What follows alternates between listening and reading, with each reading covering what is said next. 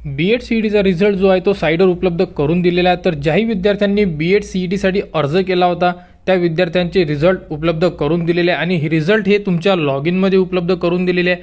Result कसा check करायचा याचा व्हिडिओ आपल्या यूट्यूब चॅनलवर उपलब्ध करून दिलेला आहे। परंतु भरपूर विद्यार्थ्यांचे मेसेज येत आहे की आम्हाला 9% आहे तर आमचा नंबर लागेल का, अशा प्रकारचे भरपूर जे प्रश्न आहे विद्यार्थी कमेंट्समध्ये विचारत आहे। तर या संदर्भात आपली ती अपडेट आहे। तर आता रिझल्ट लागल्यानंतर नेमकं काय करायचं, रिझल्टची मार्कशीट आपल्याजवळ उपलब्ध झालेली आहे, परंतु आता समोर काय करायचं,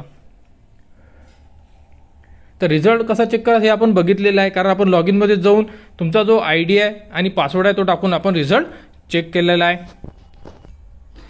बघा, तर आपण लॉग इनमध्ये गेल्यानंतर स्कोर कार्डचा जो ऑप्शन दिलेला आहे, लॉग इनमध्ये तुम्ही 6 नंबरचा ऑप्शन स्कोर कार्डचा आहे, तिथे गेल्यानंतर तुम्हाला बघा हायर एज्युकेशन UG मध्ये MS BEdचे जे आहे ते स्कोर कार्ड उपलब्ध करून दिले आहेत।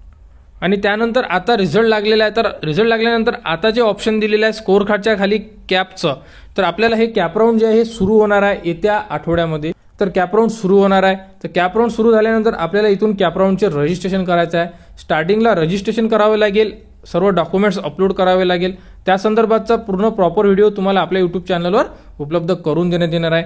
तर ज्या विद्यार्थ्यांना पर्सेंटेज म्हणजे जे मार्क्स आहे ते मार्क्स दिलेले नाही आहे, पर्सेंटाईल दिलेला आहे, म्हणजे जे नॉर्मलाइज मार्क्स करून दिलेले आहे सर्व विद्यार्थ्यांना तशाच प्रकारे आहे। तर भरपूर विद्यार्थ्यांना खूप कमी मार्क्स आहे असं त्यांचं म्हणणं आहे, जसं की 9 पॉईंट वगैरे अशाच टाईपमध्ये, म्हणजे कोणाला 9.0 9.5 अशा प्रकारे पर्सेंटाईल दिलेले आहे।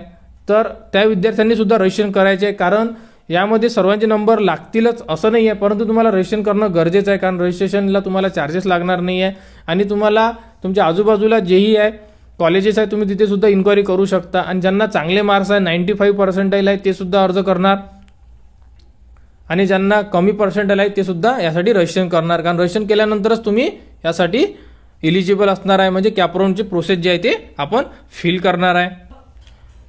तर या अगोदर आपण व्हिडिओ अपलोड केलेले आहे की जे डॉक्युमेंट लिस्ट आहे BEd ॲडमिशनसाठी ते सुद्धा उपलब्ध करून दिले आहे। त्या व्हिडिओची लिंक या डिस्क्रिप्शनमध्ये दिली आहे, म्हणजे या व्हिडिओच्या डिस्क्रिप्शनमध्ये तुम्हाला डॉक्युमेंट्सची लिंक दिलेली आहे, जे डॉक्युमेंट तुम्हाला लागणार आहे। कारण जे विद्यार्थी कास्टमध्ये येते त्यांना व्हॅलिडिटी सर्टिफिकेट लागणार आहे, तर त्या विद्यार्थ्यांनी अप्लाय केला नसेल तर ते अप्लाय करू शकतात, किंवा तुमच्या जवळचं जे कॉलेज असेल तुम्ही तिथे व्हिजिट करा, एकदा डॉक्युमेंट्स कोणकोणते लागणार आहेत चेक करा। कारण कॅप राऊंडमध्ये जर तुमच्याकडे डॉक्युमेंट्स कमी असतील तर तुमचं व्हेरिफिकेशन होणार नाही आहे।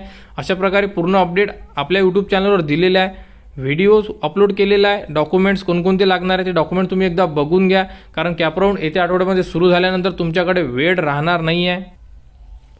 तर जे रजिस्ट्रेशन सुरू होणार आहे कॅपसाठी त्याबद्दलचा जो व्हिडिओ असणार आहे तो सुद्धा तुम्हाला आपल्या यूट्यूब चॅनलवर उपलब्ध करून देण्यात येणार आहे।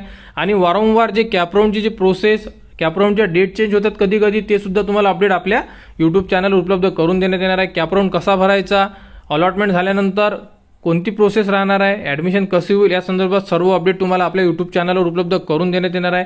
तर त्यासाठी आपल्या चॅनलला सबस्क्राईब करा, जेणेकरून BEdच्या ॲडमिशनबद्दल सर्व अपडेट तुमच्यापर्यंत पोहोचल्या पाहिजे। आणि हा व्हिडिओ इतरांपर्यंत शेअर करा।